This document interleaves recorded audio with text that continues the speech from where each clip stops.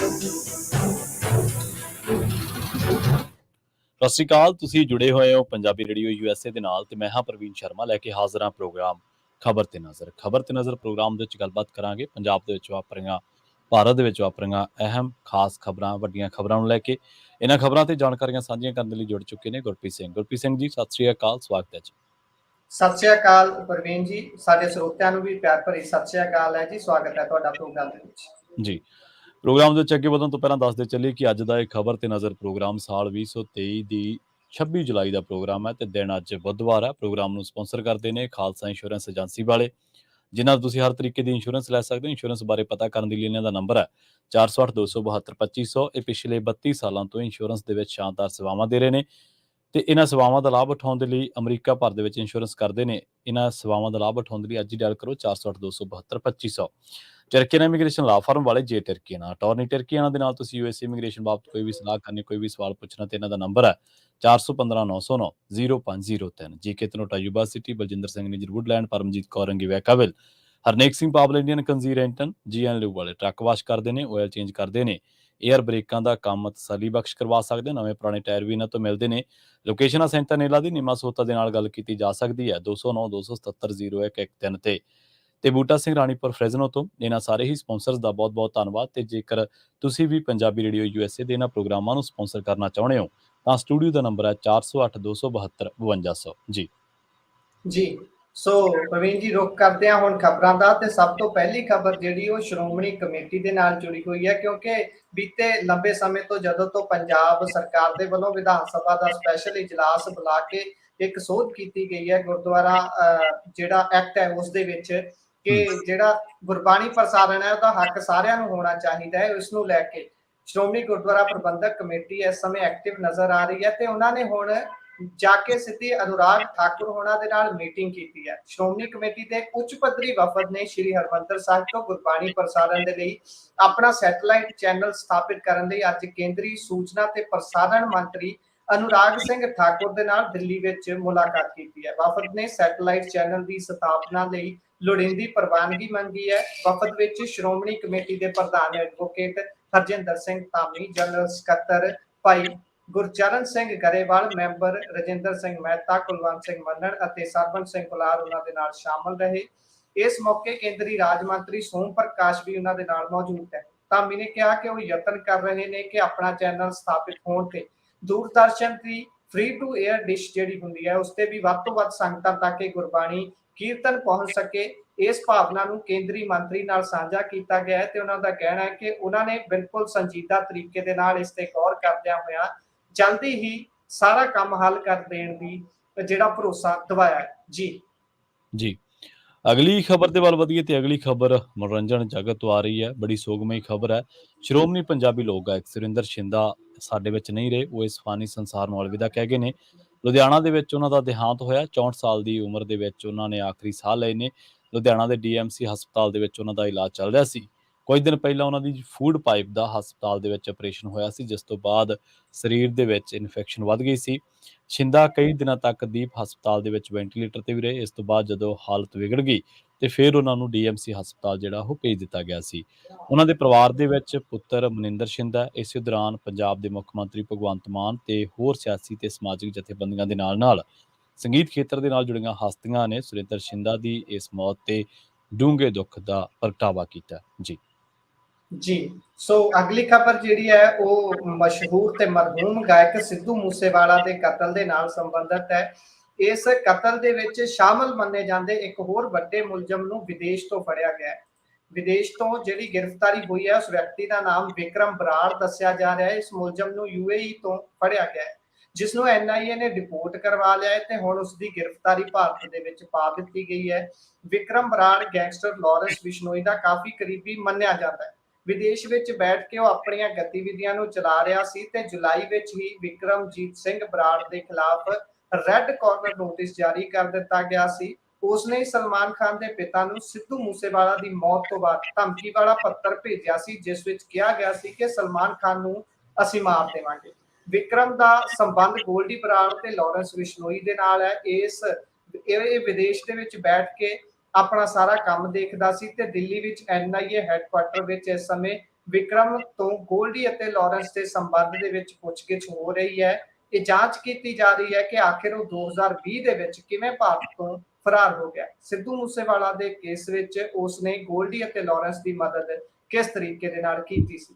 ਰਾਜਸਥਾਨ ਦੇ ਹਨੂਮਾਨਗੜ੍ਹ ਦੇ ਨਾਲ ਇਹ ਸੰਬੰਧ ਰੱਖਦਾ ਹੈ ਵਿਕਰਮ ਬਰਾੜ ਅਤੇ ਉਹ ਪੰਜਾਬੀ ਯੂਨੀਵਰਸਿਟੀ ਦਾ ਸਾਬਕਾ ਵਿਦਿਆਰਥੀ ਸੀ। ਉਸ ਦੇ ਖਿਲਾਫ ਪੰਜਾਬ, ਰਾਜਸਥਾਨ, ਹਰਿਆਣਾ ਤੇ ਮੁੰਬਈ ਦੇ ਵਿੱਚ ਕਈ ਕੇਸ ਦਰਜ ਹੈ। ਉਹਨਾਂ ਸਾਰਿਆਂ ਸੂਬਿਆਂ ਦੇ ਵਿੱਚ ਪੁਲਿਸ ਉਸ ਨੂੰ ਪ੍ਰੋਟੈਕਸ਼ਨ ਵਾਰੰਟ ਤੇ ਲਿਜਾ ਕੇ ਪੁੱਛਗਿੱਛ ਕਰ ਸਕਦੀ ਹੈ। ਵਿਕਰਮ ਬਰਾੜ ਨੇ ਸਲਮਾਨ ਖਾਨ ਨੂੰ ਵੀ ਮਾਰਨ ਦੀ ਧਮਕੀ ਦਿੱਤੀ ਸੀ ਤੇ ਲਾਰੈਂਸ ਦਾ ਕਰੀਬੀ ਮੰਨਿਆ ਜਾਂਦਾ ਹੈ। ਵਿਕਰਮ ਖਿਲਾਫ ਵੱਖ-ਵੱਖ ਸੂਬਿਆਂ ਦੇ ਵਿੱਚ ਕਰੀਬ 11 ਕੇਸ ਦਰਜ ਨੇ ਤੇ ਉਹ ਸਾਰਿਆਂ ਦੇ ਵਿੱਚ ਇਸ ਸਮੇਂ ਵਾਂਟਡ ਹੈ। ਇਸ ਤੋਂ ਪਹਿਲਾਂ ਵੀ ਪੁਲਿਸ ਦੇ ਵੱਲੋਂ ਦਾਅਵਾ ਕੀਤਾ ਗਿਆ ਸੀ ਕਿ ਸਿੱਧੂ ਮੂਸੇਵਾਲਾ ਦੇ ਕਤਲ 'ਚ ਸ਼ਾਮਲ ਅਨਮੋਲ ਬਿਸ਼ਨੋਈ ਨੂੰ ਕੀਨੀਆ ਤੋਂ ਪਿਛਲੇ ਸਾਲ ਵਿਦੇਸ਼ ਮੰਤਰਾਲੇ ਵੱਲੋਂ ਗ੍ਰਿਫਤਾਰ ਕਰ ਲਿਆ ਗਿਆ। ਵਿਦੇਸ਼ ਮੰਤਰਾਲੇ ਨੇ ਦਾਅਵਾ ਕੀਤਾ ਸੀ ਕਿ ਉਸ ਨੂੰ ਗ੍ਰਿਫਤਾਰ ਕਰ ਲਿਆ, ਪਰ ਭਾਰਤੀ ਏਜੰਸੀਆਂ ਨੇ ਜਦੋਂ ਉਸ ਨੂੰ ਨਹੀਂ ਫੜ ਸਕੀਆਂ ਤਾਂ ਫਿਰ ਉਹ ਇੱਕ ਸ਼ੋਅ ਦੇ ਵਿੱਚ ਨਜ਼ਰ ਆਉਂਦਾ ਹੈ। ਕਰਨ ਔਜਲਾ ਤੇ ਸ਼ਹਿਰੀ ਮਾਨ ਦੇ ਸ਼ੋਅ ਦੇ ਵਿੱਚ ਉਹ ਨਜ਼ਰ ਆਇਆ ਸੀ, ਜਿਸ ਤੋਂ ਬਾਅਦ ਇਹਨਾਂ ਗਾਇਕਾਂ ਤੇ ਵੀ ਸਵਾਲ ਉੱਠੇ ਸੀ ਤੇ ਉਸ ਤੋਂ ਬਾਅਦ ਉਹਨਾਂ ਨੇ ਸਪਸ਼ਟੀਕਰਨ ਦਿੰਦੇ ਹੋਏ ਆਖਿਆ ਸੀ ਕਿ ਅਸੀਂ ਪ੍ਰੋਗਰਾਮ ਜਿਸ ਦੇ ਵਿੱਚ ਵੀ ਜਾਂਦੇ ਹਾਂ ਅਸੀਂ ਪੈਸੇ ਲੈ ਕੇ ਸ਼ੋਅ ਕਰਦੇ ਹਾਂ, ਸਾਡਾ ਉੱਥੇ ਆਉਣ ਵਾਲੇ ਹੋਰ ਲੋਕਾਂ ਦੇ ਨਾਲ ਜਾਂ ਜਿੰਨੇ ਵੀ ਉਹਨਾਂ ਦੇ ਗੈਸਟ ਆਉਂਦੇ ਨੇ ਉਸ ਦੇ ਨਾਲ ਕੋਈ ਬਹੁਤਾ ਵਾਸਤਾ ਨਹੀਂ ਹੁੰਦਾ। ਸੋ ਵਿਕਰਮ ਬਰਾੜ ਨਾਮ ਦੇ ਇਸ ਵਿਅਕਤੀ ਨੂੰ UAE ਤੋਂ ਗ੍ਰਿਫਤਾਰ ਕੀਤਾ ਗਿਆ। ਜੀ ਅਗਲੀ ਖਬਰ ਦੇ ਵੱਲ ਵਧੀਏ ਤੇ ਗੱਲ ਕਰੀਏ ਪੰਜਾਬ ਦੇ ਵਿੱਚ ਇਸ ਵੇਲੇ ਹੜ੍ਹਾਂ ਦੀ ਸਥਿਤੀ ਦੇ ਬਾਰੇ ਤੇ ਉਸ ਦੇ ਨੁਕਸਾਨ ਦੇ ਬਾਰੇ। ਪੰਜਾਬ ਦੇ ਵਿੱਚ ਹਾਲ ਹੀ ਦੇ ਵਿੱਚ ਜਿਹੜੇ ਹੜ੍ਹ ਆਏ ਆ ਇਹਦੇ ਕਰਕੇ 41 ਜਣਿਆਂ ਦੀ ਮੌਤ ਹੋਈ ਹੈ ਤੇ 1616 ਜਣੇ 173 ਰਾਹਤ ਕੈਂਪਾਂ ਦੇ ਵਿੱਚ ਰਹਿ ਰਹੇ ਨੇ। ਜਿਹੜੀ ਸਰਕਾਰ ਪਾਸੋਂ ਜਾਣਕਾਰੀ ਮਿਲੀ ਹੈ ਉਹਦੇ ਮੁਤਾਬਕ ਤਰਨਤਾਰਨ, ਫਿਰੋਜ਼ਪੁਰ, ਫਤਿਹਗੜ੍ਹ ਸਾਹਿਬ, ਫਰੀਦਕੋਟ, ਹੁਸ਼ਿਆਰਪੁਰ, ਰੂਪਨਗਰ, ਕਪੂਰਥਲਾ, ਪਟਿਆਲਾ, ਮੋਗਾ, ਲੁਧਿਆਣਾ, SAS ਨਗਰ, ਜਲੰਧਰ, ਸੰਗਰੂਰ, SBS ਨਗਰ, ਫਾਜ਼ਿਲਕਾ, ਗੁਰਦਾਸਪੁਰ, ਮਾਨਸਾ, ਬਠਿੰਡਾ ਅਤੇ ਪਠਾਨਕੋਟ ਸਮੇਤ 19 ਜ਼ਿਲ੍ਹੇ ਹੜ੍ਹਾਂ ਤੋਂ ਪ੍ਰਭਾਵਿਤ ਨੇ। ਹੜ੍ਹਾਂ ਦੇ ਵਿੱਚ ਜਿਹੜੇ ਕੰਮ ਕਰ ਰਹੇ ਨੇ ਪ੍ਰਸ਼ਾਸਨਿਕ ਅਧਿਕਾਰੀ, ਉਹਨਾਂ ਦਾ ਕਹਿਣਾ ਹੈ ਕਿ ਹੁਣ ਤੱਕ 27,286 ਜਣਿਆਂ ਨੂੰ ਪਾਣੀ ਦੇ ਵਿੱਚ ਡੁੱਬੇ ਇਲਾਕਿਆਂ ਤੋਂ ਸੁਰੱਖਿਅਤ ਥਾਵਾਂ ਤੇ ਪਹੁੰਚਾਇਆ ਗਿਆ। ਉਧਰ ਦੂਜੇ ਪਾਸੇ ਜੇਕਰ ਪਾਵਰਕੌਮ ਦੀ ਗੱਲ ਕਰੀਏ ਤਾਂ ਪੰਜਾਬ ਦੇ ਵਿੱਚ ਪਿਛਲੇ 15 ਦਿਨਾਂ ਤੋਂ ਬਣੇ ਹੜ੍ਹਾਂ ਵਰਗੇ ਹਾਲਾਤਾਂ ਕਰਕੇ ਆਮ ਜਨਜੀਵਨ ਜਿਹੜਾ ਹੋ ਗਿਆ।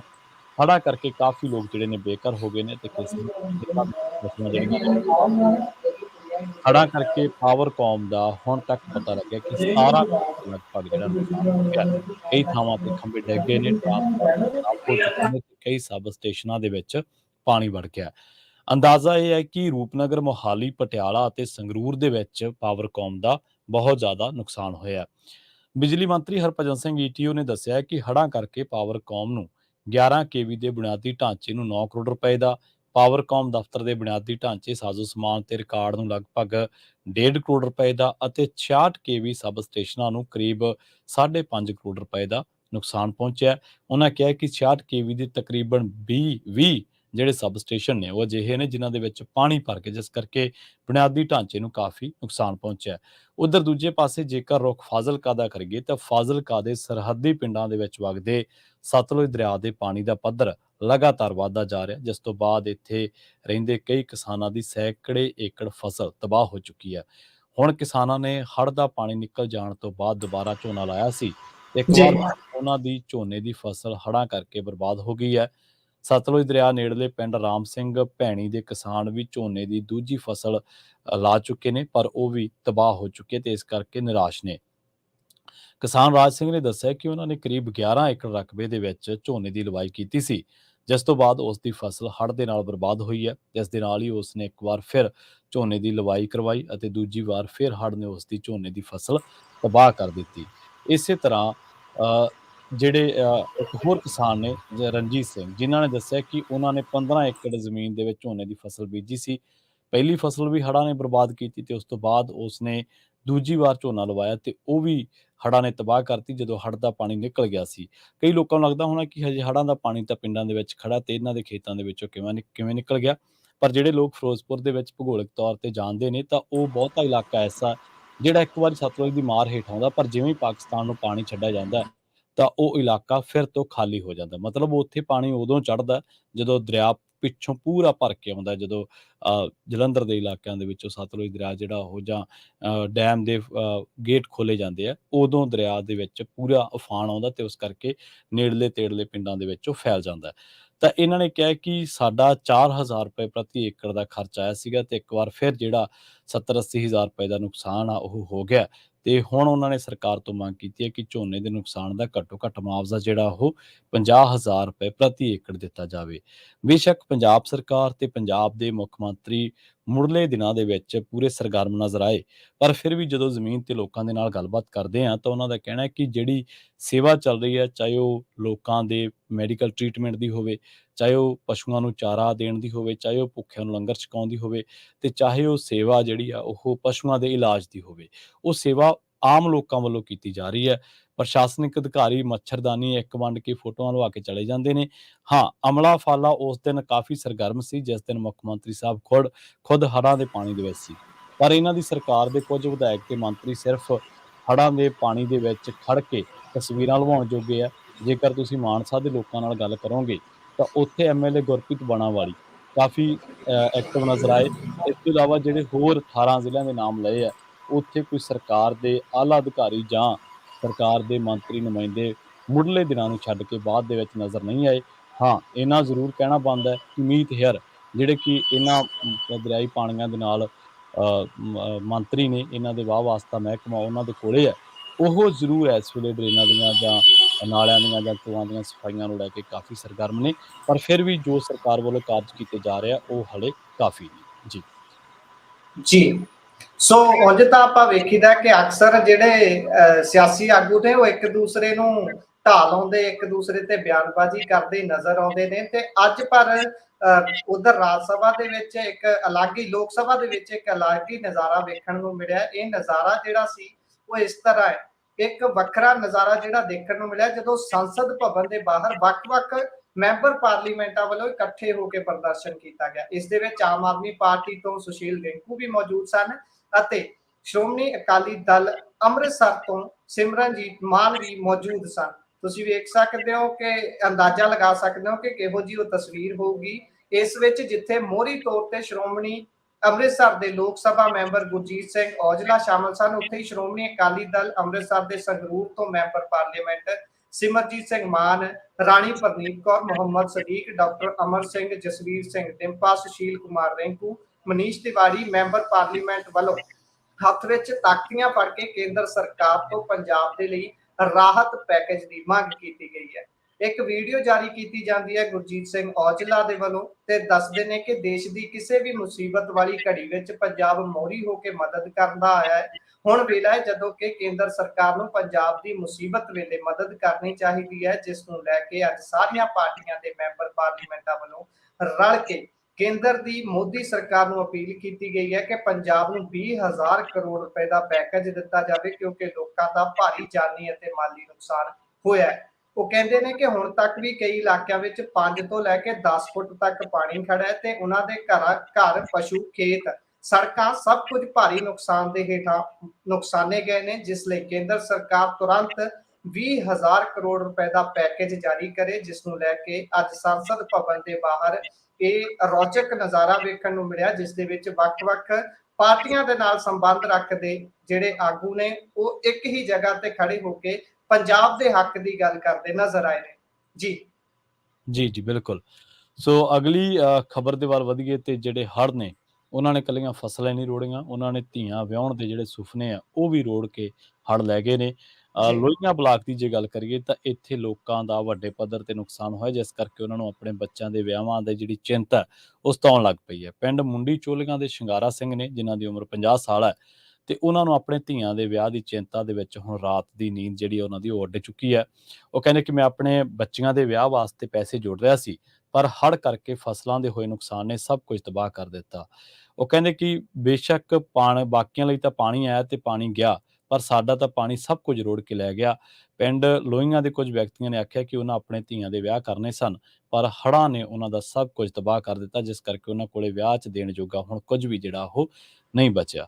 ਜਦੋਂ 2019 ਦੇ ਵਿੱਚ ਪੰਜਾਬ ਦੇ ਵਿੱਚ ਕਈ ਇਲਾਕਿਆਂ ਦੇ ਵਿੱਚ ਹੜ੍ਹ ਆਏ ਸੀ ਤਾਂ ਉਦੋਂ ਵੀ ਸ਼ਿੰਗਾਰਾ ਸਿੰਘ ਦਾ ਮਕਾਨ ਡਿੱਗ ਗਿਆ ਸੀ। ਫਿਰ ਉਸਨੇ ਕਰਜ਼ਾ ਚੁੱਕ ਕੇ ਦੁਬਾਰਾ ਮਕਾਨ ਬਣਾਇਆ, ਤੇ ਪਰ ਹੁਣ ਆਏ ਹੜ੍ਹਾਂ ਕਰਕੇ ਮਕਾਨ ਦੇ ਵਿੱਚ ਤਰੇੜਾਂ ਆ ਗਈਆਂ। ਇਸ ਵੇਲੇ ਉਹ ਆਪਣੇ ਪਰਿਵਾਰ ਦੇ ਨਾਲ ਘਰ-ਬਾਰ ਛੱਡ ਕੇ ਕਿਸੇ ਹੋਰ ਥਾਂ ਤੇ ਰਹਿ ਰਿਹਾ। ਸ਼ਿੰਗਾਰਾ ਸਿੰਘ ਨੇ ਆਖਿਆ ਕਿ ਉਹ ਇੱਕ ਦਰਮਿਆਨਾ ਕਿਸਾਨ ਹੈ ਤੇ ਉਹਨਾਂ ਨੇ 2 ਏਕੜ ਝੋਨਾ ਲਾਇਆ ਸੀ, ਤੇ ਝੋਨਾ ਇਕੱਲਾ ਲਾਇਆ ਨਹੀਂ ਸੀ, ਝੋਨੇ ਦੇ ਨਾਲ ਉਹਨਾਂ ਨੇ ਸੁਫਨੇ ਵੀ ਬੀਜੇ ਸਨ। ਉਹਨਾਂ ਆਖਿਆ ਕਿ ਧੀਆਂ ਵਿਆਹੁਣ ਵਾਲੀਆਂ ਨੇ, ਪਰ ਹੁਣ ਉਹਨਾਂ ਦੇ ਵਿਆਹ ਬਾਰੇ ਸੋਚਣਾ ਵੀ ਔਖਾ ਲੱਗਦਾ ਹੈ। ਇਸੇ ਪਿੰਡ ਦੇ ਕਿਸਾਨ ਬਲਕਾਰ ਸਿੰਘ ਨੇ ਦੱਸਿਆ ਕਿ ਉਸਨੇ ਆਪਣੇ ਧੀ ਦੇ ਵਿਆਹ ਦੀ ਗੱਲ ਤੋਰੀ ਸੀ। ਉਹ ਬਹੁਤ ਕਾਹਲ ਨਹੀਂ ਸੀ ਕਰ ਰਹੇ ਤੇ ਅਸੀਂ ਇੰਤਜ਼ਾਰ ਕਰ ਰਹੇ ਸੀਗੇ ਕਿ ਝੋਨਾ ਵੇਚ ਕੇ ਵਿਆਹ ਕਰ ਦਿਆਂਗੇ, ਪਰ ਉਹਨਾਂ ਨੂੰ ਨਹੀਂ ਸੀ ਪਤਾ ਕਿ ਇਹ ਸੁਪਨਾ ਸੱਚ ਨਹੀਂ ਹੋਵੇਗਾ।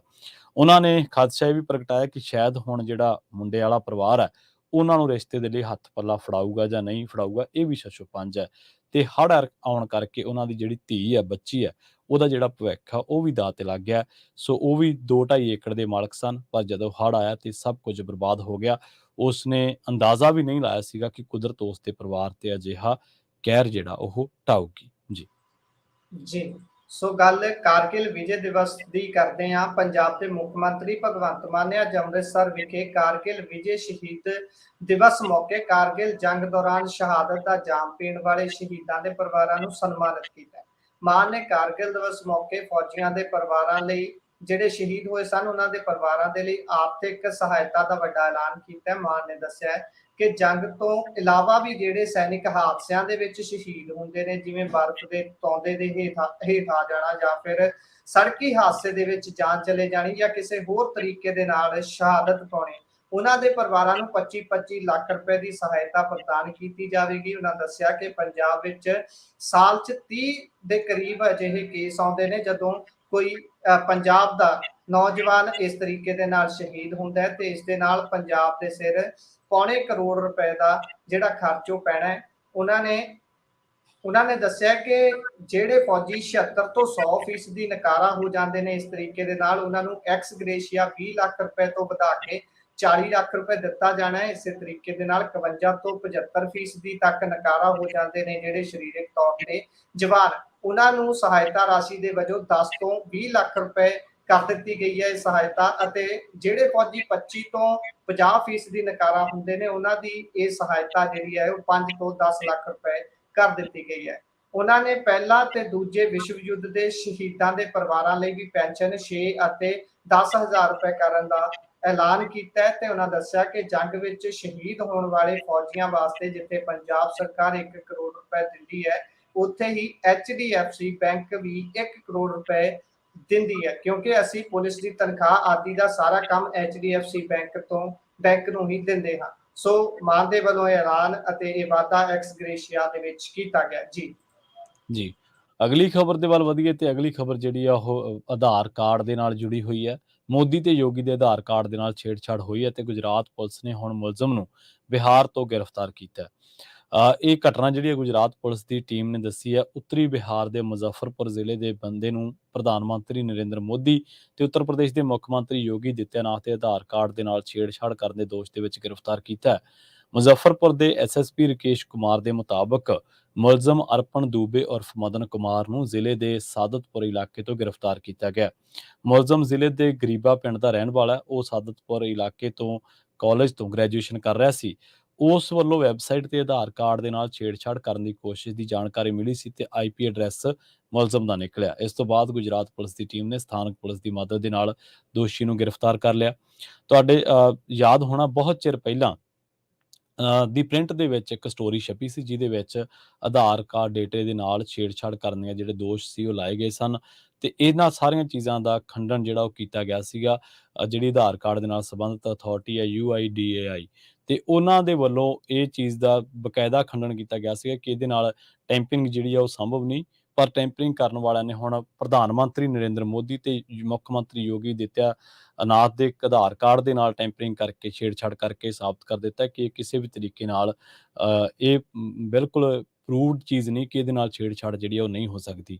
ਭਾਰਤ ਦੇ ਵਿੱਚ ਲੋਕਾਂ ਨੂੰ ਬੜੇ ਜ਼ੋਰ ਦੇ ਨਾਲ ਤੇ ਬੜੀ ਸ਼ਿੱਦਤ ਦੇ ਨਾਲ ਆਧਾਰ ਕਾਰਡ ਬੈਂਕ ਖਾਤਿਆਂ ਦੇ ਨਾਲ ਅਟੈਚ ਕਰਨ ਨੂੰ ਕਿਹਾ ਗਿਆ ਸੀਗਾ। ਆਉਣ ਵਾਲੇ ਦਿਨਾਂ ਦੇ ਵਿੱਚ ਜਿਹੜੇ ਟੈਕਨੀਕਲ ਮਾਹਰ ਨੇ ਵਿੱਤੀ ਲੈਣ ਦੇਣ ਦੇ, ਉਹਨਾਂ ਦਾ ਕਹਿਣਾ ਇਹ ਹੈ ਕਿ ਜੇਕਰ ਇਸ ਤਰ੍ਹਾਂ ਦੀਆਂ ਟੈਂਪਰਿੰਗ ਹੁੰਦੀਆਂ ਰਹੀਆਂ ਤਾਂ ਉਹ ਦਿਨ ਦੂਰ ਨਹੀਂ ਜਦੋਂ ਲੋਕਾਂ ਦੇ ਖਾਤਿਆਂ ਦੇ ਵਿੱਚੋਂ ਆਧਾਰ ਕਾਰਡ ਦੇ ਰਾਹੀਂ ਪੈਸੇ ਜਿਹੜੇ ਆ ਉਹ ਉਡਾਲੇ ਜਾਇਆ ਕਰਨਗੇ।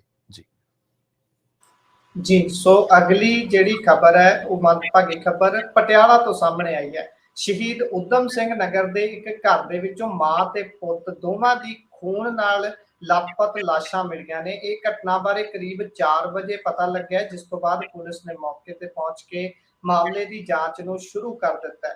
ਮ੍ਰਿਤਕ ਦੀ ਪਛਾਣ ਜਸਵੀਰ ਕੌਰ ਅਤੇ ਜਿਨ੍ਹਾਂ ਦੀ ਉਮਰ 50 ਸਾਲ ਹੈ ਤੇ ਉਹਨਾਂ ਦਾ ਪੁੱਤਰ ਜੱਗੀ ਜਿਸ ਦੀ ਉਮਰ 23 ਸਾਲ ਦੱਸੀ ਜਾਂਦੀ ਹੈ ਵਜੋਂ ਹੋਈ ਹੈ। ਇਲਾਕਾ ਨਿਵਾਸੀਆਂ ਨੇ ਦੱਸਿਆ ਕਿ ਦੁਪਹਿਰ ਸਮੇਂ ਜਸਵੀਰ ਕੌਰ ਤੇ ਉਸਦਾ ਲੜਕਾ ਜੱਗੀ ਘਰ 'ਚ ਹੀ ਮੌਜੂਦ ਸੀ। ਕਰੀਬ 4 ਵਜੇ ਜੱਗੀ ਦਾ ਪਿਤਾ ਘਰ ਆਇਆ ਤੇ ਕਈ ਵਾਰ ਦਰਵਾਜ਼ਾ ਖੜਕਾਉਣ ਤੇ ਅੰਦਰੋਂ ਕਿਸੇ ਨੇ ਵੀ ਕੁੰਡਾ ਨਹੀਂ ਖੋਲ੍ਹਿਆ, ਜਿਸ ਤੋਂ ਬਾਅਦ ਉਹਨਾਂ ਨੇ ਨਾਲ ਦੇ ਘਰ ਦੇ ਅੰਦਰ ਤੋਂ ਜਾ ਕੇ ਆਵਾਜ਼ਾਂ ਮਾਰੀਆਂ ਪਰ ਫਿਰ ਵੀ ਕਿਸੇ ਦਾ ਕੋਈ ਜਵਾਬ ਨਹੀਂ ਆਇਆ, ਜਿਸ ਤੋਂ ਬਾਅਦ ਘਰ ਦਾ ਕੁੰਡਾ ਤੋੜਿਆ ਗਿਆ।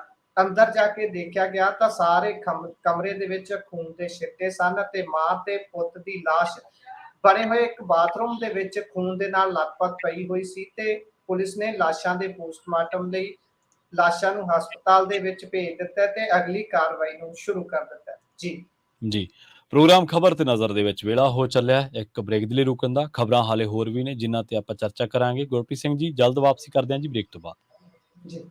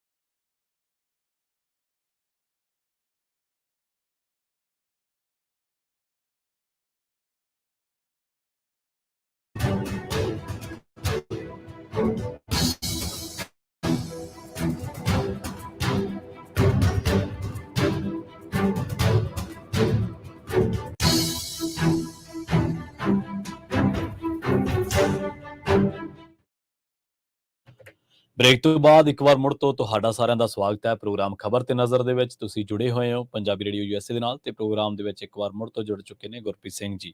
ਗੁਰਪ੍ਰੀਤ ਸਿੰਘ ਜੀ, ਸਤਿ ਸ਼੍ਰੀ ਅਕਾਲ, ਸਵਾਗਤ ਹੈ ਜੀ ਬ੍ਰੇਕ ਤੋਂ ਬਾਅਦ। ਸਤਿ ਸ਼੍ਰੀ ਅਕਾਲ ਜੀ, ਸਾਰੇ ਸਰੋਤਿਆਂ ਦਾ ਇੱਕ ਵਾਰ ਮੁੜ ਤੋਂ ਸਵਾਗਤ ਹੈ ਜੀ ਜੀ। ਤੇ ਆਪਾਂ ਬ੍ਰੇਕ ਤੋਂ ਬਾਅਦ ਕੁਝ ਹੋਰ ਅਹਿਮ ਖਬਰਾਂ ਦੇ ਵੱਲ ਵਧੀਏ ਤੇ ਗੱਲ ਕਰੀਏ ਆਮ ਆਦਮੀ ਪਾਰਟੀ ਦੇ ਕਾਰਕੁਨਾਂ ਦੀ, ਜਿਨ੍ਹਾਂ ਤੇ ਪਾਣੀ ਦੀਆਂ ਵਿਛਾੜਾਂ ਜਿਹੜੀਆਂ ਨੇ ਮਾਰੀਆਂ ਗਈਆਂ ਨੇ। ਮਣੀਪੁਰ ਦੇ ਵਿੱਚ ਵਾਪਰੀ ਘਟਨਾ ਦੇ ਵਿਰੁੱਧ ਆਮ ਆਦਮੀ ਪਾਰਟੀ ਪੰਜਾਬ ਨੇ ਭਾਜਪਾ ਦੇ ਵਿਰੁੱਧ ਚੰਡੀਗੜ੍ਹ ਦੇ ਐਮਐਲਏ ਹੋਸਟਲ ਦੇ ਵਿੱਚ ਰੋਸ ਪ੍ਰਦਰਸ਼ਨ ਕੀਤਾ। ਆਮ ਆਦਮੀ ਪਾਰਟੀ ਦੇ ਕਾਰਕੁਨਾਂ ਦੀ ਅਗਵਾਈ ਦੇ ਵਿੱਚ ਪੰਜਾਬ ਦੇ ਕਾਰਜਕਾਰਨੀ ਪ੍ਰਧਾਨ ਪ੍ਰਿੰਸੀਪਲ ਬੁੱਧਰਾਮ ਨੇ ਅਗਵਾਈ ਕੀਤੀ ਸੀ। ਇਸ ਮੌਕੇ ਕੈਬਨਿਟ ਮੰਤਰੀ ਤੇ ਵਿਧਾਇਕ ਵੀ ਮੌਜੂਦ ਸਨ। ਆਪ ਆਗੂਆਂ ਨੇ ਜਦੋਂ ਪੰਜਾਬ ਦੇ ਰਾਜਪਾਲ ਨੂੰ ਮੰਗ ਪੱਤਰ ਸੌਂਪਣ ਦੇ ਲਈ ਰਾਜ ਭਵਨ ਵੱਲ ਰੋਸ ਮਾਰਚ ਸ਼ੁਰੂ ਕੀਤਾ ਤਾਂ ਚੰਡੀਗੜ੍ਹ ਪੁਲਿਸ ਨੇ ਉਹਨਾਂ ਨੂੰ ਐਮਐਲਏ ਹੋਸਟਲ ਦੇ ਗੇਟ ਤੇ ਹੀ ਰੋਕ ਲਿਆ। ਇਸੇ ਦੌਰਾਨ ਆਪ ਆਗੂਆਂ ਤੇ ਚੰਡੀਗੜ੍ਹ ਪੁਲਿਸ ਦੇ ਵਿਚਕਾਰ ਖਿੱਚਤੂ ਵੀ ਹੋਈ, ਜਿਸ ਤੋਂ ਬਾਅਦ ਪੁਲਿਸ ਨੇ ਪ੍ਰਦਰਸ਼ਨਕਾਰੀਆਂ ਨੂੰ ਪਾਣੀ ਦੀਆਂ ਵਿਛਾੜਾਂ ਵੀ ਮਾਰੀਆਂ ਤੇ ਉਹਨਾਂ ਨੂੰ ਖਦੇੜ ਦਿੱਤਾ। ਪੁਲਿਸ ਨੇ ਕਈਆਂ ਨੂੰ ਹਿਰਾਸਤ ਦੇ ਵਿੱਚ ਲਿਆ, ਜਿਨ੍ਹਾਂ ਨੂੰ ਬਾਅਦ ਦੁਪਹਿਰ ਛੱਡ ਦਿੱਤਾ ਗਿਆ। ਆਮ ਆਦਮੀ ਪਾਰਟੀ ਨੇ ਕੇਂਦਰ ਸਰਕਾਰ ਤੋਂ ਮੰਗ ਕੀਤੀ ਹੈ ਕਿ ਮਣੀਪੁਰ ਦੀ ਬੀਰੇਨ ਸਿੰਘ ਸਰਕਾਰ ਨੂੰ ਤੁਰੰਤ ਬਰਖਾਸਤ ਕਰਕੇ ਰਾਸ਼ਟਰਪਤੀ ਸ਼ਾਸਨ ਲਾਗੂ ਕੀਤਾ ਜਾਵੇ।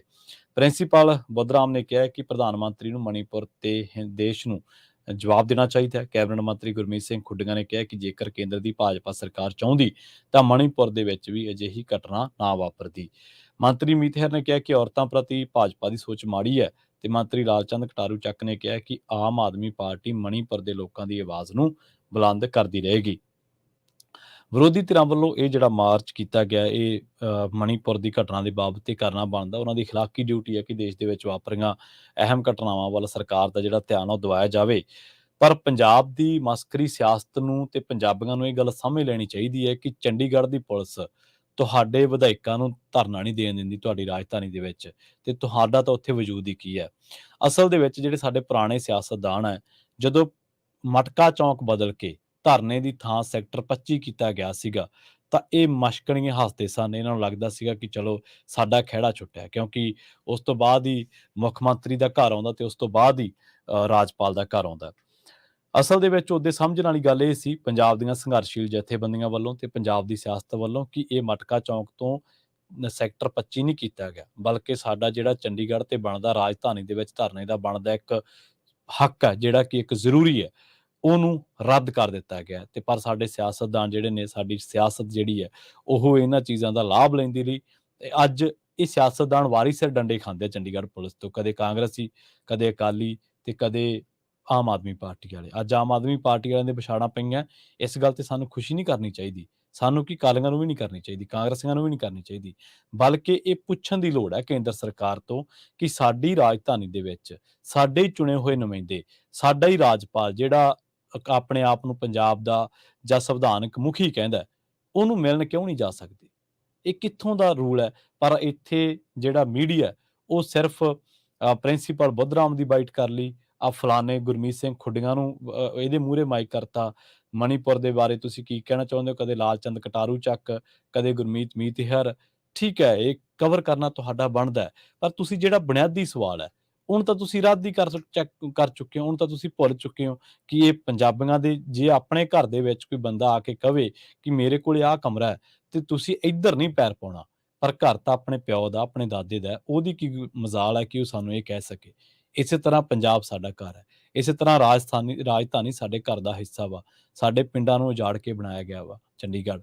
ਸੋ ਪੰਜਾਬ ਨੂੰ 2 ਵਾਰੀ ਠੱਗੀ ਵੱਜੀ ਹੈ, ਪਹਿਲੀ ਲਾਹੌਰ ਵੇਲੇ ਤੇ ਹੁਣ ਦੂਜੀ ਚੰਡੀਗੜ੍ਹ ਵੇਲੇ, ਤਕਰੀਬਨ ਵੱਜ ਚੁੱਕੀ ਆ। ਸਾਡੇ ਉੱਥੇ ਚੰਡੀਗੜ੍ਹ ਦੇ ਵਿੱਚ ਜਿਹੜਾ ਰੇਡੀਓ ਚੱਲਦਾ, ਉੱਥੇ ਪੰਜਾਬੀ 'ਚ ਖਬਰਾਂ ਨਹੀਂ ਚੱਲਦੀਆਂ ਅੱਜ ਕੱਲ੍ਹ। ਚੰਡੀਗੜ੍ਹ ਦੇ ਵਿੱਚ ਜਿਹੜੀ ਯੂਨੀਵਰਸਿਟੀ ਆ, ਉਹਨੂੰ ਹਰਿਆਣੇ ਦੇ ਨਾਲ ਜੋੜਨ ਦੇ ਲਈ ਰਾਜਪਾਲ ਖੁਦ ਆਪ ਵਿਚੋਲਗੀ ਕਰਦਾ ਹਰਿਆਣੇ ਦੀ। ਪਰ ਸਾਡੇ ਲਈ ਕੀ ਹੈ? ਸਾਡੇ ਲਈ ਤਾਂ ਜਦੋਂ ਭਗਵੰਤ ਮਾਨ ਨੇ ਸੁਖਪਾਲ ਖਹਿਰੇ ਨੂੰ ਕੁਛ ਕਹਿਤਾ, ਅਸੀਂ ਉਧਰ ਨੂੰ ਹੋ ਚੱਲਾਂਗੇ। ਜਦੋਂ ਕੈਪਟਨ ਅਮਰਿੰਦਰ ਸਿੰਘ ਨੇ ਸੁਖਬੀਰ ਨੂੰ ਕੁਛ ਕਹਿਤਾ, ਅਸੀਂ ਉਧਰ ਹੋ ਚੱਲਾਂਗੇ। ਸੋ ਠੀਕ ਹੈ, ਸਿਆਸਤ ਦੇ ਨਾਲ ਜੁੜੀ ਹਰ ਖਬਰ ਜਿਹੜੀ ਤੁਹਾਨੂੰ ਕਵਰ ਕਰਨੀ ਚਾਹੀਦੀ ਹੈ। ਰਾਜਨੀਤੀ ਸਿੱਖਣੀ ਚਾਹੀਦੀ ਹੈ ਤੇ ਸਮਾਂ ਪੈਣ ਤੇ ਕਰਨੀ ਵੀ ਚਾਹੀਦੀ ਹੈ। ਪਰ ਰਾਜਨੀਤੀ ਦੇ ਵਿੱਚ ਵਾਪਰ ਕੀ ਰਿਹਾ, ਇਹ ਦੋਨੇ ਪਹਿਲੂਆਂ ਤੋਂ ਸੋਚਣਾ ਚਾਹੀਦਾ ਹੈ, ਕਿਉਂਕਿ ਸਿਆਸਤ ਦੇ ਵਿੱਚ ਜੋ ਦਿਖਦਾ ਉਹ ਹੁੰਦਾ ਨਹੀਂ ਤੇ ਜੋ ਹੋ ਰਿਹਾ ਹੁੰਦਾ ਉਹ ਦਿਖਦਾ। ਜੀ। ਜੀ, ਸੋ ਜਿਹੜੇ ਸਵਾਲ ਨੇ ਬਹੁਤ ਵੱਡੇ ਨੇ, ਪਰ ਇਹਨਾਂ ਤੇ ਗੱਲ ਕਰਨ ਤੋਂ ਅੱਜ-ਕੱਲ੍ਹ ਗੁਰੇਜ਼ ਹੀ ਕੀਤਾ ਜਾਂਦਾ ਹੈ। ਮਣੀਪੁਰ ਦੀ ਤੁਸੀਂ ਗੱਲ ਕੀਤੀ ਸੀ ਕਿ ਮਣੀਪੁਰ ਦੇ ਵਿੱਚ ਜਿਹੜੀ ਸ਼ਰਮਨਾਕ ਘਟਨਾ ਵਾਪਰੀ ਸੀ, ਉਹਨੂੰ ਲੈ ਕੇ ਇਕੱਠੇ ਹੋਏ ਸੀ ਆਪ ਦੇ ਆਗੂ ਤੇ ਪ੍ਰਦਰਸ਼ਨ ਉਹਨਾਂ ਦੇ ਵੱਲੋਂ ਕੀਤਾ ਗਿਆ। ਪਰ ਦੱਸ ਦਈਏ ਸਰੋਤਿਆਂ ਨੂੰ ਕਿ ਮਣੀਪੁਰ ਤੋਂ ਇੱਕ ਹੋਰ ਵੀਡੀਓ ਏਦਾਂ ਦੀ ਹੀ ਸਾਹਮਣੇ ਆ ਗਈ ਹੈ। ਇਸ ਦੇ ਵਿੱਚ ਵੀ ਇੱਕ ਔਰਤ ਦੇ ਨਾਲ ਹੀ ਛੇੜਛਾੜ ਕੀਤੀ ਜਾ ਰਹੀ ਹੈ। ਮਣੀਪੁਰ ਵਿੱਚ ਹਿੱਸੇ ਦੇ ਵਿਚਾਲੇ ਇੱਕ ਜਗ੍ਹਾ ਤੇ ਇੱਕ ਔਰਤ ਦੇ ਨਾਲ ਛੇੜਛਾੜ ਦੀ ਵੀਡੀਓ ਜਿਹੜੀ ਸਾਹਮਣੇ ਆਈ ਹੈ, ਇਸ ਵਾਰ ਉਹ ਪਹਿਲੀ ਵੀਡੀਓ ਦੇ ਨਾਲੋਂ ਵੀ ਜ਼ਿਆਦਾ ਸ਼ਰਮਸਾਰ ਕਰਨ ਵਾਲੀ ਹੈ, ਕਿਉਂਕਿ ਇਸ ਵਾਰ ਛੇੜਛਾੜ ਕਰਨ ਵਾਲਾ ਵਿਅਕਤੀ ਕੋਈ ਆਮ ਸਧਾਰਨ ਨਾਗਰਿਕ ਨਹੀਂ ਹੈ, ਉਹ ਇੱਕ BSF ਦਾ ਜਵਾਨ ਹੈ। ਜੀ ਇੱਕ ਕਰਿਆਨੇ ਦੀ ਦੁਕਾਨ ਤੇ ਇੱਕ ਔਰਤ ਸਮਾਨ ਲੈਣ ਦੇ ਲਈ ਜਾਂਦੀ ਹੈ ਤੇ ਉੱਥੇ BSF ਦਾ ਜਵਾਨ ਉਸ ਔਰਤ ਦੇ ਨਾਲ ਲਗਾਤਾਰ ਛੇੜਛਾੜ ਕਰਦਾ ਹੋਇਆ CCTV ਫੁਟੇਜ ਦੇ ਵਿੱਚ ਨਜ਼ਰ ਆ ਰਿਹਾ ਹੈ ਤੇ ਇੰਫਾਲ ਦੀ ਇਹ ਵੀਡੀਓ 20 ਜੁਲਾਈ ਦੀ ਦੱਸੀ ਜਾਂਦੀ ਹੈ। NDTV ਦੇ ਮੁਤਾਬਕ ਇਹ ਮੁਲਜ਼ਮ ਦੀ ਪਛਾਣ ਵੀ ਹੋ ਚੁੱਕੀ ਹੈ। ਇਹ ਹੈੱਡ ਕਾਂਸਟੇਬਲ ਸਤੀਸ਼ ਪ੍ਰਸਾਦ ਹੈ, ਉਸ ਦੇ ਰੂਪ 'ਚ ਇਸ ਦੀ ਪਛਾਣ ਹੋਈ ਹੈ ਤੇ ਘਟਨਾ ਸਾਹਮਣੇ ਆਉਣ ਦੇ ਬਾਅਦ BSF ਦੇ ਮੁਲਜ਼ਮ ਨੂੰ ਸਸਪੈਂਡ ਵੀ ਕਰ ਦਿੱਤਾ ਹੈ ਤੇ ਉਹਨਾਂ ਦੇ ਖਿਲਾਫ ਮਾਮਲਾ ਦਰਜ ਕਰਕੇ ਜਾਂਚ ਸ਼ੁਰੂ ਕੀਤੀ ਗਈ ਹੈ।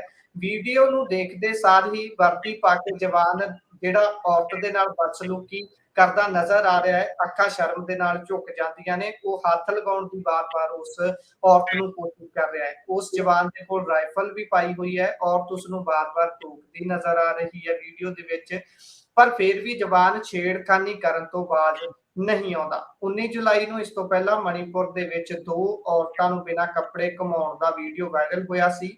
ਸੋਸ਼ਲ ਮੀਡੀਆ ਤੇ ਮਣੀਪੁਰ ਵਾਇਲੈਂਸ ਤੋਂ ਇਹ ਵੀਡੀਓ ਪੋਸਟ ਕੀਤੀ ਗਈ ਸੀ। ITLF ਦੇ ਇਲਜ਼ਾਮ ਲਗਾਇਆ ਸੀ ਕਿ ਦੋਵੇਂ ਔਰਤਾਂ ਦੇ ਨਾਲ ਇੱਕ ਖੇਤ ਦੇ ਵਿੱਚ ਗੈਂਗ ਰੇਪ ਕੀਤਾ ਗਿਆ ਸੀ। ਇਹ ਘਟਨਾ ਇੰਫਾਲ ਤੋਂ ਕਰੀਬ 35 ਕਿਲੋਮੀਟਰ ਦੂਰ ਕਾਂਗਪੋਕਪੀ ਜ਼ਿਲ੍ਹੇ ਦੇ ਵਿੱਚ 4 ਮਈ ਨੂੰ ਵਾਪਰੀ ਸੀ, ਪਰ ਇੰਟਰਨੈਟ ਬੰਦ ਹੋਣ ਦੇ ਕਾਰਨ ਇਹ ਵੀਡੀਓ ਲੰਬੇ ਸਮੇਂ ਬਾਅਦ ਸਾਹਮਣੇ ਆਈ ਸੀ।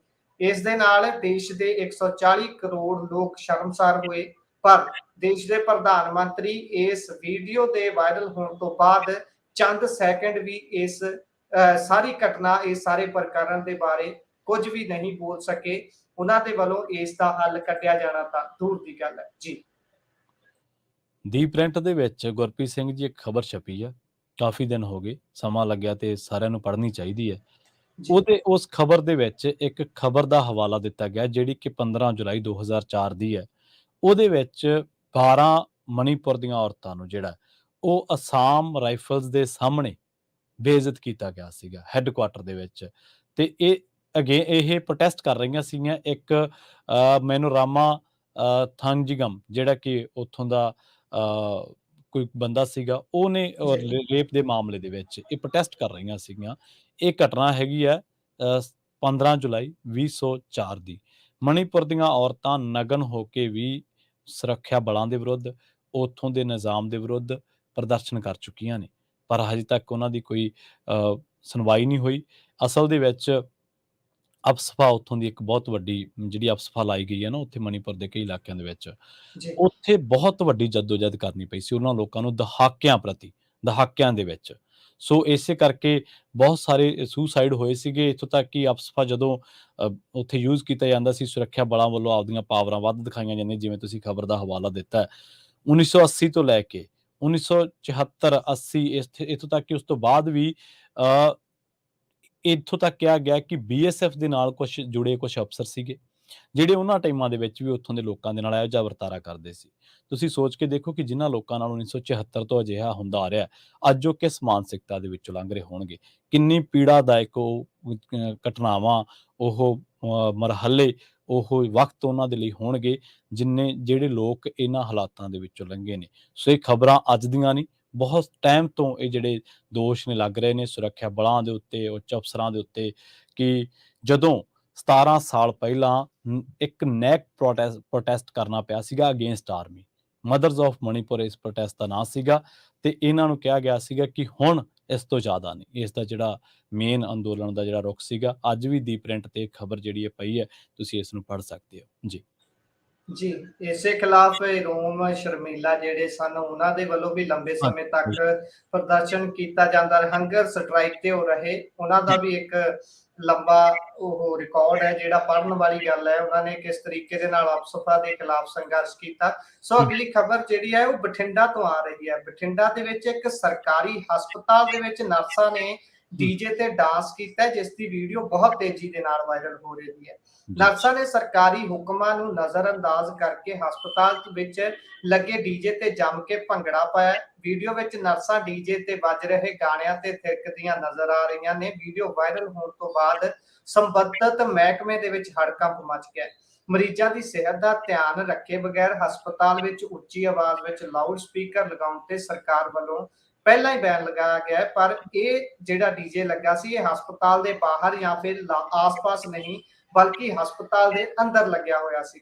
ਹਸਪਤਾਲ ਵਿੱਚ ਤਾਇਨਾਤ ਔਰਤ ਮੁਲਾਜ਼ਮਾਂ ਨੇ ਨਿਯਮਾਂ ਦੀ ਪਰਵਾਹ ਕੀਤੇ ਬਿਨਾਂ ਇਹ ਤੀਜ ਦਾ ਤਿਉਹਾਰ ਮਨਾਇਆ। ਨਰਸਾਂ ਨੂੰ ਅਜਿਹਾ ਕਰਨ ਤੋਂ ਰੋਕਣ ਦੀ ਬਜਾਏ ਸੀਨੀਅਰ ਮੈਡੀਕਲ ਅਫਸਰ ਵੀ ਡਾਂਸ ਦੇ ਵਿੱਚ ਸ਼ਾਮਲ ਹੁੰਦੇ ਨਜ਼ਰ ਆਏ ਨੇ। ਉਧਰ ਇਸ ਸੰਬੰਧ ਵਿੱਚ ਹਸਪਤਾਲ ਦੀ ਸੀਨੀਅਰ ਮੈਡੀਕਲ ਅਫਸਰ ਡਾਕਟਰ ਪਮਿਲ ਬੰਸਲ ਨਾਲ ਗੱਲ ਕੀਤੀ ਗਈ ਤਾਂ ਉਹਨਾਂ ਨੇ ਮਿਸ਼ਨ ਇੰਦਰਧਨੁਸ਼ ਦੀ ਆੜ ਲੈਂਦੇ ਹੋਏ ਸਫਾਈ ਪੇਸ਼ ਕਰ ਦਿੱਤੀ ਹੈ। ਉਹਨਾਂ ਨੇ ਮਿਸ਼ਨ ਇੰਦਰਧਨੁਸ਼ ਪ੍ਰੋਗਰਾਮ ਦਾ ਪ੍ਰਬੰਧ 7 ਅਗਸਤ ਨੂੰ ਹੋਣ ਦਾ ਦੱਸਿਆ ਤੇ ਉਹਨਾਂ ਦੱਸਿਆ ਕਿ ਇਸ ਦੇ ਲਈ ਟ੍ਰੇਨਿੰਗ ਚੱਲ ਰਹੀ ਸੀ ਤੇ ਉਸ ਤੋਂ ਬਾਅਦ ਟ੍ਰੇਨਿੰਗ ਤੋਂ ਬਾਅਦ ਥੋੜੇ ਸਮੇਂ ਦੇ ਲਈ ਸੱਭਿਆਚਾਰਕ ਪ੍ਰੋਗਰਾਮ ਰੱਖਿਆ ਗਿਆ ਸੀ, ਜਿਸ ਦੇ ਵਿੱਚ ਇਹ ਸਾਰਾ ਕੁਝ ਕੀਤਾ ਗਿਆ। ਪਰ ਉਹਨਾਂ ਨੇ ਇੱਕ ਜਗ੍ਹਾ ਤੇ ਗਲਤੀ ਮੰਨੀ ਹੈ। ਉਹਨਾਂ ਦਾ ਕਹਿਣਾ ਹੈ ਕਿ ਇਸ ਸਾਰੇ ਪ੍ਰੋਗਰਾਮ ਦਾ ਪ੍ਰਬੰਧ ਕਰਨ ਦੇ ਲਈ ਸਾਡੇ ਵੱਲੋਂ ਕੋਈ ਢੁਕਵੀਂ ਇਜਾਜ਼ਤ ਪਹਿਲਾਂ ਨਹੀਂ ਲਈ ਗਈ ਸੀ, ਪਰ ਉਹਨਾਂ ਨੇ ਇੰਨਾ ਹੀ ਕਹਿੰਦੇ ਹੋਏ ਇਸ ਤੋਂ ਪੱਲਾ ਝਾੜ ਦਿੱਤਾ। ਜੀ ਜੀ ਬਿਲਕੁਲ। ਅਗਲੀ ਖਬਰ ਦੇ ਵੱਲ ਵਧੀਏ ਤੇ ਅਗਲੀ ਖਬਰ ਦੇ ਵਿੱਚ ਆਪਾਂ ਰੁਖ ਕਰਦੇ ਹਾਂ ਪੰਜਾਬ ਦੇ ਮੁੱਖ ਮੰਤਰੀ ਦੇ ਉਸ ਬਿਆਨ ਦਾ, ਜਿਨ੍ਹਾਂ ਦੇ ਵਿੱਚ ਜਿਸ ਬਿਆਨ ਦੇ ਵਿੱਚ ਉਹਨਾਂ ਨੇ ਹਰਿਆਣੇ ਦੇ ਕਾਲਜਾਂ ਨੂੰ ਪੰਜਾਬ ਯੂਨੀਵਰਸਿਟੀ ਤੋਂ ਮਾਨਤਾ ਬਾਰੇ ਇੱਕ ਵਾਰ ਫਿਰ ਤੋਂ ਬਿਆਨ ਦਿੱਤਾ ਹੈ। ਉਹਨਾਂ ਨੇ ਕਿਹਾ ਕਿ ਪੰਜਾਬ ਯੂਨੀਵਰਸਿਟੀ ਚੰਡੀਗੜ੍ਹ ਸੂਬੇ ਦੇ ਪੰਜਾਬ ਯੂਨੀਵਰਸਿਟੀ ਚੰਡੀਗੜ੍ਹ ਜਿਹੜਾ ਪੰਜਾਬ ਸੂਬਾ ਇਹਦੇ ਸੱਭਿਆਚਾਰ, ਸਾਹਿਤ ਤੇ ਅਮੀਰ ਵਿਰਾਸਤ ਦਾ ਹਿੱਸਾ ਹੈ ਤੇ ਹਰਿਆਣਾ ਦੇ ਕਿਸੇ ਵੀ ਕਾਲਜ ਨੂੰ ਯੂਨੀਵਰਸਿਟੀ ਤੋਂ ਮਾਨਤਾ ਨਹੀਂ ਦਿੱਤੀ ਜਾਵੇਗੀ। ਮੁੱਖ ਮੰਤਰੀ ਯੂਨੀਵਰਸਿਟੀ ਦੇ ਵਿੱਚ ਜਦੋਂ ਆਏ ਸਨ ਤਾਂ ਉਦੋਂ ਬੋਲੇ ਸਨ। ਉਹਨਾਂ ਨੇ ਕਿਹਾ ਕਿ ਅਸੀਂ ਛੇਤੀ ਹੀ ਕੁੜੀਆਂ ਦੇ ਨਵੇਂ ਹੋਸਟਲ ਦੀ ਉਸਾਰੀ ਦੇ ਲਈ 50 ਕਰੋੜ ਰੁਪਏ 49 ਕਰੋੜ ਰੁਪਏ ਜਾਰੀ ਕਰਨ ਦਾ ਐਲਾਨ ਕਰਦੇ ਹਾਂ ਤੇ ਨਾਲ ਹੀ ਉਹਦਾ ਜਿਹੜਾ ਜਿੰਨੀ ਜਲਦੀ ਹੋ ਸਕਿਆ ਉਹਦਾ ਯੂਨੀਵਰਸਿਟੀ ਦੇ ਖਾਤੇ ਦੇ ਵਿੱਚ ਉਹਨਾਂ ਫੰਡਾਂ ਨੂੰ ਪਾਵਾਂਗੇ ਵੀ। ਤੇ ਨਾਲ ਹੀ ਉਹਨਾਂ ਨੇ ਕਿਹਾ ਕਿ 5 ਮੰਜ਼ਲਾ ਹੋਰ ਨਿਰਮਾਣ, ਜਿਹੜਾ 2 ਮੰਜ਼ਲਾ ਹੋਸਟਲ ਹੈ ਇਹਦੇ ਉੱਤੇ 5 ਮੰਜ਼ਲਾ ਹੋਰ ਬਣਾਈਆਂ ਜਾਣਗੀਆਂ। ਤੇ ਇਸੇ ਕਰਕੇ ਉਹਨਾਂ ਨੇ ਕਿਹਾ ਕਿ ਇਹ ਉਹ ਯੂਨੀਵਰਸਿਟੀ ਹੈ ਜਿਹਨੇ ਪੰਜਾਬ ਦੇ ਵਿੱਚ ਅਹਿਮ ਹਸਤੀਆਂ ਪੈਦਾ ਕੀਤੀਆਂ ਨੇ ਤੇ ਵੱਖ-ਵੱਖ ਖੇਤਰਾਂ ਦੇ ਵਿੱਚ ਉਹਨਾਂ ਨੇ ਆਪਣੀ ਮਿੱਟ ਛਾਪ ਛੱਡੀ ਹੈ। ਤੇ ਉਹਨਾਂ ਨੇ ਕਿਹਾ ਕਿ ਯੂਨੀਵਰਸਿਟੀ ਦੇ ਸਟਾਫ ਤੇ ਵਿਦਿਆਰਥੀਆਂ ਅਤੇ ਸੈਨੇਟ ਮੈਂਬਰਾਂ ਨੇ ਉਹਨਾਂ ਨੂੰ ਇੱਥੇ ਸੱਦਿਆ ਸੀ ਤੇ ਕਿਹਾ ਸੀਗਾ ਕਿ ਸਾਨੂੰ ਹੋਸਟਲ ਚਾਹੀਦਾ ਤੇ ਇਹਦੇ ਲਈ ਉਹ 49 ਕਰੋੜ ਰੁਪਏ ਜਿਹੜੇ ਉਹ ਜਾਰੀ ਕਰਨ ਜਾ ਰਹੇ ਨੇ। ਪੰਜਾਬ ਸਰਕਾਰ ਇਹ ਦੱਸਦੀ ਹੈ ਕਿ ਸੂਬੇ ਦੇ 175 ਕਾਲਜ ਨੇ ਜਿਹੜੇ ਇਸ ਯੂਨੀਵਰਸਿਟੀ ਤੋਂ ਮਾਨਤਾ ਪ੍ਰਾਪਤ ਨੇ ਤੇ ਵੱਡੇ ਮਾਣ ਵਾਲੀ ਗੱਲ ਇਹ ਹੈ ਕਿ ਉਹ ਕਹਿੰਦੇ ਕਿ ਸਾਡੀ ਪਾਰਟੀ ਦੇ ਕਈ ਵਿਧਾਇਕਾਂ ਨੇ ਵੀ ਯੂਨੀਵਰਸਿਟੀ ਤੋਂ ਸਿੱਖਿਆ ਪ੍ਰਾਪਤ ਕੀਤੀ ਹੈ। ਤੁਹਾਨੂੰ ਦੱਸਦੇ ਚੱਲੀਏ ਕਿ ਇਸ ਤੇ ਇੱਕ ਦਿਨ ਪਹਿਲਾਂ ਵੀ ਕਾਫੀ ਦਿਨ ਪਹਿਲਾਂ ਇੱਕ ਦਿਨ ਪਹਿਲਾਂ ਨਹੀਂ ਕਾਫੀ ਦਿਨ ਪਹਿਲਾਂ ਜਦੋਂ ਚੰਡੀਗੜ੍ਹ ਯੂਨੀਵਰਸਿਟੀ ਤੋਂ ਮਾਨਤਾ ਲੈਣ ਦੇ ਲਈ ਹਰਿਆਣੇ ਦੇ ਮੁੱਖ ਮੰਤਰੀ ਨੇ ਮਨੋਹਰ ਲਾਲ ਖੱਟਰ ਨੇ ਮੁੱਖ ਮੰਤਰੀ ਪੰਜਾਬ ਭਗਵੰਤ ਸਿੰਘ ਮਾਨ ਦੇ ਨਾਲ ਮੁਲਾਕਾਤ ਕੀਤੀ ਸੀ ਤਾਂ ਉਹਦੇ ਵਿੱਚ ਵੀ ਇਹਨਾਂ ਨੇ ਕੋਰਾ ਜਵਾਬ ਦੇ ਦਿੱਤਾ ਸੀਗਾ ਕਿ ਤੁਸੀਂ ਖੁਦ ਇਹ ਯੂਨੀਵਰਸਿਟੀ ਦੇਵੀ ਲਾਲ ਨੇ ਛੱਡੀ ਹੈ ਕਿ ਅਸੀਂ ਇਹ ਯੂਨੀਵਰਸਿਟੀ ਪੰਜਾਬ ਨੂੰ ਛੱਡਦੇ ਹਾਂ, ਅਸੀਂ ਇਹਦੇ ਤੋਂ ਕੋਈ ਮਾਨਤਾ ਨਹੀਂ ਲੈਣੀ ਤੇ ਹੁਣ ਤੁਹਾਨੂੰ ਇਸ ਯੂਨੀਵਰਸਿਟੀ ਦੀ ਯਾਦ ਆ ਗਈ ਹੈ। ਉਹਨਾਂ ਨੇ ਕੋਰਾ ਜਵਾਬ ਉਸ ਮੀਟਿੰਗ ਦੇ ਵਿੱਚ ਦਿੱਤਾ ਤੇ ਉਸ ਮੀਟਿੰਗ ਦੇ ਵਿੱਚ ਪੰਜਾਬ ਦੇ ਰਾਜਪਾਲ ਬਨਵਾਰੀ ਲਾਲ ਪੁਰੋਹਿਤ ਵੀ ਬੈਠੇ ਸਨ, ਜਿਨ੍ਹਾਂ ਨੇ ਹਰਿਆਣਾ ਦੇ ਕਾਲਜਾਂ ਨੂੰ ਮਾਨਤਾ ਦੇਣ ਦੀ ਵਕਾਲਤ ਕੀਤੀ ਸੀ। ਜੀ ਜੀ, ਸੋ ਅਗਲੀ ਖਬਰ ਜਿਹੜੀ ਹੈ ਉਹ ਪਾਸਪੋਰਟ ਦੇ ਨਾਲ ਸੰਬੰਧਿਤ ਹੈ। ਦਿੱਲੀ ਹਾਈ ਕੋਰਟ ਨੇ ਕਿਹਾ ਹੈ ਕਿ ਹਰ ਨਾਗਰਿਕ ਨੂੰ ਪਾਸਪੋਰਟ ਰੱਖਣ ਦਾ ਕਾਨੂੰਨੀ ਅਧਿਕਾਰ ਹੈ ਅਤੇ ਅਧਿਕਾਰੀ ਸਿਰਫ ਇਹ ਖਦਸ਼ੇ ਦੇ ਆਧਾਰ ਤੇ ਇਸ ਨੂੰ ਰੀਨਿਊ ਕਰਨ ਤੋਂ ਇਨਕਾਰ ਨਹੀਂ ਕਰ ਸਕਦੇ ਕਿ ਪਹਿਲੇ ਪਾਸਪੋਰਟ ਦੀ ਦੁਰਵਰਤੋਂ ਹੋ ਸਕਦੀ ਹੈ। ਜਸਟਿਸ ਸੁਬਰਾਮਨੀਅਮ ਪ੍ਰਸਾਦ ਨੇ ਆਪਣੇ ਪਾਸਪੋਰਟ ਵਿੱਚ ਦਰਜ ਨਾਮ ਤਰੀਕ ਦੀ ਤਬਦੀਲੀ ਦੀ ਮੰਗ ਕਰਨ ਵਾਲੀ ਇੱਕ ਭਾਰਤੀ ਨਾਗਰਿਕ ਦੀ ਪਟੀਸ਼ਨ ਤੇ ਵਿਚਾਰ ਕਰਦਿਆਂ ਕਿਹਾ ਹੈ ਕਿ ਯਾਤਰਾ ਦਸਤਾਵੇਜ਼ ਤੋਂ ਇਨਕਾਰ ਕਰਨ ਨਾਲ ਨਾਗਰਿਕ ਦੇ ਅਧਿਕਾਰਾਂ ਵਿੱਚ ਗੰਭੀਰ ਰੁਕਾਵਟ ਆਉਂਦੀ ਹੈ ਅਤੇ ਅਧਿਕਾਰੀ ਪਾਸਪੋਰਟ ਨੂੰ ਰੀਨਿਊ ਕਰਨ ਤੋਂ ਇਨਕਾਰ ਕਰ ਸਕਦੇ ਨੇ ਜਾਂ ਕਾਨੂੰਨ ਦੇ ਆਧਾਰ ਤੇ ਇਸ ਨੂੰ ਰੱਦ ਕਰ ਸਕਦੇ ਨੇ।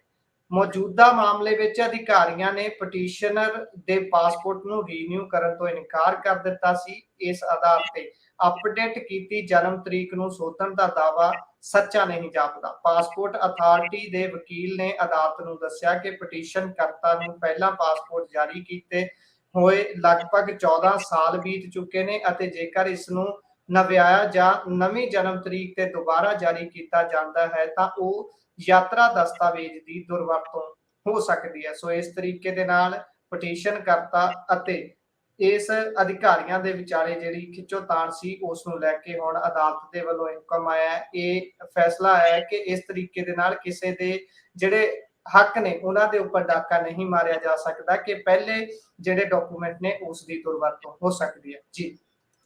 ਜੀ ਜੀ ਅਗਲੀ ਜਿਹੜੀ ਖਬਰ ਆ ਉਹ ਕੈਨੇਡਾ ਤੋਂ ਆ ਰਹੀ ਹੈ। ਬੜੀ ਮੰਦਭਾਗੀ ਖਬਰ ਹੈ। 10 ਦਿਨ ਪਹਿਲਾਂ ਹੀ ਇਹ ਜਿਹੜਾ ਨੌਜਵਾਨ ਆ ਉਹ ਕੈਨੇਡਾ ਗਿਆ ਸੀਗਾ।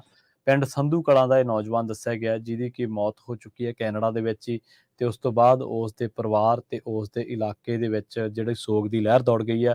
ਸੰਧੂ ਕਲਾਂ ਪਿੰਡ ਬਰਨਾਲੇ ਦਾ ਪਿੰਡ ਹੈ। 46 ਲੱਖ ਦਾ ਕਰਜ਼ਾ ਚੁੱਕ ਕੇ ਪਰਿਵਾਰ ਨੇ ਇਸ 17 ਸਾਲਾ ਪੁੱਤ ਨੂੰ ਵਿਦੇਸ਼ਾਂ ਦੇ ਵਿੱਚ ਭੇਜਿਆ ਸੀ ਸੁਨਹਿਰੀ ਭਵਿੱਖ ਦੀ ਆਸ ਦੇ ਵਿੱਚ, ਪਰ ਉਸ ਬੱਚੇ ਦੀ ਮੌਤ ਹੋ ਗਈ ਹੈ ਤੇ ਇਸ ਮੌਤ ਤੋਂ ਬਾਅਦ ਪੂਰੇ ਪਰਿਵਾਰ ਦੇ ਨਾਲ ਪੂਰਾ ਪਿੰਡ ਤੇ ਪੂਰਾ ਇਲਾਕਾ ਜਿਹੜਾ ਉਹ ਸਦਮੇ ਦੇ ਵਿੱਚ ਹੈ। ਕੈਨੇਡਾ ਦੇ ਵਿੱਚ ਪਿਛਲੇ ਲੰਬੇ ਸਮੇਂ ਤੋਂ ਪੰਜਾਬੀ ਨੌਜਵਾਨੀ ਦੇ ਨਾਲ ਜੁੜੀਆਂ ਮੌਤਾਂ ਦਾ ਸਿਲਸਿਲਾ ਨਹੀਂ ਰੁਕ ਰਿਹਾ। ਉੱਥੇ ਵੱਖ-ਵੱਖ ਕਾਰਨਾਂ ਕਰਕੇ ਪੰਜਾਬ ਦੇ ਜਿਹੜੇ ਨੌਜਵਾਨ ਨੇ ਉਹ ਮੌਤ ਦੇ ਮੂੰਹ 'ਚ ਜਾ ਰਹੇ ਨੇ ਤੇ ਇਕੱਲਾ ਉਹਨਾਂ ਦੀ ਮੌਤ ਨਹੀਂ ਹੋ ਰਹੀ, ਉਹਨਾਂ ਨੂੰ ਭੇਜਣ ਵਾਲੇ ਹਜ਼ਾਰਾਂ ਉਹਨਾਂ ਲੋਕਾਂ ਦੀ ਵੀ ਮੌਤ ਹੋ ਰਹੀ ਹੈ ਜਿਨ੍ਹਾਂ ਨੇ ਕਰਜ਼ੇ ਚੁੱਕ ਕੇ, ਜਿਨ੍ਹਾਂ ਨੇ ਆਪਣੇ ਘਰਾਂ ਦੀ ਗਰੀਬੀ ਕੱਢਣ ਵਾਸਤੇ ਇਹਨਾਂ ਧੀਆਂ ਪੁੱਤਾਂ ਨੂੰ ਬਾਹਰ ਮੁਲਕਾਂ ਦੇ ਵਿੱਚ ਭੇਜਿਆ ਸੀਗਾ। ਪਰ ਅਫਸੋਸਨਾਕ ਗੱਲ ਇਹ ਹੈ ਕਿ ਇਹ ਇੱਧਰ ਦੁਖਦਾਈ ਘਟਨਾਵਾਂ ਦੇ ਸ਼ਿਕਾਰ ਹੋ ਗਏ, ਇਹਨਾਂ ਦੀਆਂ ਮੌਤਾਂ ਹੋਈਆਂ ਤੇ ਇਕੱਲੇ ਪਰਿਵਾਰ ਮੈਂਬਰ ਹੀ ਨਹੀਂ ਚਲੇ ਗਏ ਬਲਕਿ ਉਹ ਵੀ ਪਰਿਵਾਰਕ ਮੈਂਬਰ ਅੱਜ ਕੱਲ੍ਹ ਨਾ ਜਿਉਂਦਿਆਂ ਦੇ ਵਿੱਚ ਨੇ ਨਾ ਮੋਇਆਂ ਦੇ ਵਿੱਚ ਨੇ, ਜਿਨ੍ਹਾਂ ਨੇ ਆਪਣਾ ਸਾਰਾ ਕੁਝ ਦਾਅ ਤੇ ਲਾ ਕੇ ਇਹਨਾਂ ਬੱਚਿਆਂ ਨੂੰ ਵਿਦੇਸ਼ਾਂ ਦੇ ਵਿੱਚ ਸੁਨਹਿਰੇ ਸੁਪਨੇ ਸਜਾ ਕੇ ਭੇਜਿਆ ਸੀ। ਪਰ ਇਸ ਬੱਚੇ ਦੀ ਮੌਤ ਕਰਕੇ ਪਰਿਵਾਰ ਦੇ ਜਿਹੜੇ ਸੁਪਨੇ ਨੇ ਉਹ ਮਿੱਟੀ ਦੇ ਵਿੱਚ ਰੁਲ ਗਏ ਨੇ ਤੇ ਉਹਨਾਂ ਦਾ ਜੀ ਇਸ ਸੰਸਾਰ ਦੇ ਵਿੱਚ ਨਹੀਂ ਰਿਹਾ। ਜੀ ਸੋ ਗੱਲ ਬਠਿੰਡੇ ਦੀ ਕਰਦੇ ਹਾਂ। ਬਠਿੰਡਾ ਮਾਨਸਾ ਖੇਤਰ ਦੇ ਵਿੱਚ ਇਨੀ ਦਿਨੀ ਨਸ਼ੇ ਦਾ ਮੁੱਦਾ ਬਹੁਤ ਭਖਿਆ ਹੋਇਆ ਹੈ। ਨਸ਼ੇ ਨੂੰ ਲੈ ਕੇ ਉੱਥੇ ਕੁਝ ਨੌਜਵਾਨਾਂ ਦੇ ਵੱਲੋਂ ਮੁਹਿੰਮ ਚਲਾਈ ਜਾਂਦੀ ਹੈ, ਜਿਸ ਤੋਂ ਬਾਅਦ ਇੱਕ ਨੌਜਵਾਨ ਪਰਵਿੰਦਰ ਸਿੰਘ ਝੋਟਾ ਨੂੰ ਗ੍ਰਿਫਤਾਰ ਕਰ ਲਿਆ ਜਾਂਦਾ ਹੈ। ਸੋ ਇਸ ਤੋਂ ਬਾਅਦ ਪੁਲਿਸ ਦੇ ਵੱਲੋਂ ਲਗਾਤਾਰ ਉੱਥੇ ਮੁਹਿੰਮ ਵਿੱਢੀ ਗਈ ਸੀ। ਇਸ ਮੁਹਿੰਮ ਦੇ ਤਹਿਤ ਹੁਣ ਬਠਿੰਡਾ ਪੁਲਿਸ ਦੇ ਵੱਲੋਂ 3 ਔਰਤਾਂ ਸਮੇਤ 19 ਨਸ਼ਾ ਤਸਕਰਾਂ ਨੂੰ ਗ੍ਰਿਫਤਾਰ ਕੀਤਾ ਗਿਆ। ਉਹਨਾਂ ਕੋਲੋਂ ਹੈਰੋਇਨ, ਭੁੱਕੀ, ਪਾਬੰਦੀਸ਼ੁਦਾ ਨਸ਼ੀਲਾ ਪਦਾਰਥ, ਸ਼ਰਾਬ ਤੇ ਲਾਣ ਬਰਾਮਦ ਕੀਤੀ ਗਈ ਹੈ। ਕਾਬੂ ਕੀਤੇ ਗਏ ਮੁਲਜ਼ਮਾਂ ਖਿਲਾਫ ਸੰਬੰਧਿਤ ਥਾਣਿਆਂ ਵਿੱਚ ਨਸ਼ਾ ਵਿਰੋਧੀ ਐਕਟ ਦੇ ਤਹਿਤ ਕੇਸ ਦਰਜ ਕਰਕੇ ਅਗਲੇਰੀ ਕਾਰਵਾਈ ਸ਼ੁਰੂ ਕਰ ਦਿੱਤੀ ਗਈ ਹੈ। CIA ਸਟਾਫ ਦੇ SI ਹਰਜੀਵਨ ਸਿੰਘ, ਸਥਾਨਕ ਬਾਹੀਆ ਫੋਰਟ ਹੋਟਲ ਨੇੜਿਓਂ ਮੁਲਜ਼ਮ ਸੁਰਿੰਦਰ ਸਿੰਘ ਅਤੇ ਆਸ਼ਾ ਕੋਹਲੀ ਵਾਸੀ ਵਿਰਲਾ ਮਿਲ ਰੋਡ ਬਠਿੰਡਾ ਨੂੰ 25 ਗ੍ਰਾਮ ਹੈਰੋਇਨ ਅਤੇ 12,500 ਰੁਪਏ ਦੀ ਡਰੱਗ ਮਨੀ ਸਮੇਤ ਗ੍ਰਿਫਤਾਰ ਕੀਤਾ ਹੈ। ਇਸੇ ਤਰੀਕੇ ਦੇ ਨਾਲ ਬੀਤੇ ਕੱਲ ਵੀ ਲਗਾਤਾਰ ਮਾਨਸਾ, ਬਠਿੰਡਾ, ਸਰਦੂਲਗੜ੍ਹ ਖੇਤਰ ਦੇ ਵਿੱਚ ਪੁਲਿਸ ਦੇ ਵੱਲੋਂ ਵੱਡੇ ਜਿਹੜੇ ਨੇ ਕੀਤੇ ਗਏ ਸੀ ਸਰਚ ਆਪਰੇਸ਼ਨ ਚਲਾਇਆ ਗਿਆ ਸੀ, ਜਿਸ ਦੇ ਵਿੱਚ ਪੁਲਿਸ ਦੇ ਵੱਲੋਂ ਦਾਅਵਾ ਕੀਤਾ ਗਿਆ ਕਿ ਜੋ ਵੀ ਗ੍ਰਿਫਤਾਰੀਆਂ ਜਾਂ ਫਿਰ ਜੋ ਵੀ ਡਰੱਗ ਮਨੀ ਜਾਂ ਫਿਰ ਹੋਰ ਸਮਾਨ ਬਰਾਮਦ ਕੀਤਾ ਜਾਵੇਗਾ ਉਸ ਨੂੰ ਜਨਤਕ ਕੀਤਾ ਜਾਵੇਗਾ। ਪ੍ਰੈਸ ਕਾਨਫਰੰਸ ਦੇ ਵਿੱਚ ਸਾਰਾ ਕੁਝ ਸਾਹਮਣੇ ਰੱਖਿਆ ਜਾਵੇਗਾ ਕਿਉਂਕਿ ਉਸ ਖੇਤਰ ਦੇ ਵਿੱਚ ਇਸ ਸਮੇਂ ਪੁਲਿਸ ਦੇ ਉੱਪਰ ਵੱਡਾ ਦਬਾਅ ਹੈ ਕਿਉਂਕਿ ਨਸ਼ਿਆਂ ਦਾ ਮਾਮਲਾ ਉੱਥੇ ਬਹੁਤ ਵੱਡੇ ਪੱਧਰ ਤੇ ਭਖਿਆ ਹੋਇਆ ਹੈ ਤੇ ਹਰ ਕੋਈ ਇਸ ਦੇ ਖਿਲਾਫ ਡਟ ਕੇ ਇੱਕ ਵਿਅਕਤੀ ਪਰਵਿੰਦਰ ਸਿੰਘ ਝੋਟੇ ਦੇ ਨਾਲ ਖੜਾ ਹੈ ਕਿਉਂਕਿ ਉਹਨਾਂ ਦੇ ਵੱਲੋਂ ਨਸ਼ਾ ਵੇਚਣ ਵਾਲਿਆਂ ਤੇ ਕਾਰਵਾਈ ਕੀਤੀ ਜਾਂਦੀ ਸੀ। ਹਾਲਾਂਕਿ ਪੁਲਿਸ ਦਾ ਕਹਿਣਾ ਇਹ ਹੈ ਕਿ ਉਹਨਾਂ ਦੇ ਕੋਲ ਕਿਸੇ ਤਰ੍ਹਾਂ ਦੀ ਅਥਾਰਟੀ ਨਹੀਂ ਹੈ ਕਿਸੇ ਨੂੰ ਅਪਮਾਨਿਤ ਕਰਨ ਦੀ